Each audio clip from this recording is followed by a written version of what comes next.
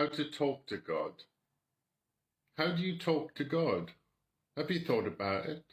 Have you considered praying to him, which is basically a conversation with God, and he often answers many of us through his word, his holy word, or through supernatural experiences. Or if you're very blessed, then audibly you can hear the Lord's voice. I've never audibly heard the Lord's voice. He speaks to me through his word and through my thoughts, and he brings understanding to my heart. But have you actually thought about how to speak to God? And this specifically relates to when you pass away and you come before the throne of God. How are you going to speak to him?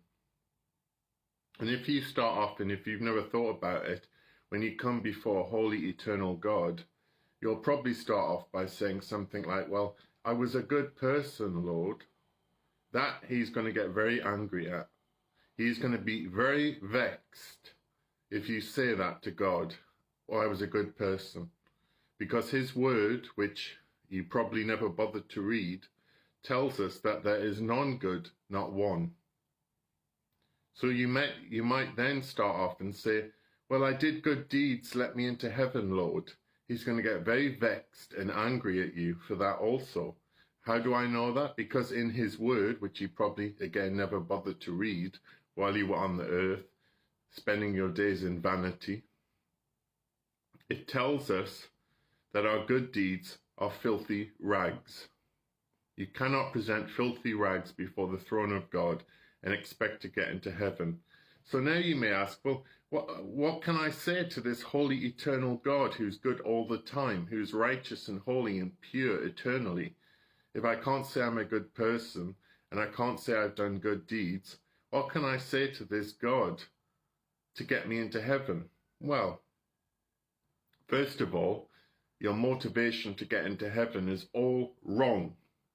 Wrong. Because while you're on the earth, it shouldn't have just been about inheriting a city of gold, a kingdom of gold, the kingdom of paradise of God. It should have been about the relationship between you and your Father in heaven. That is the most precious thing you possess other than your soul, is your faith in Christ, your relationship with the living God.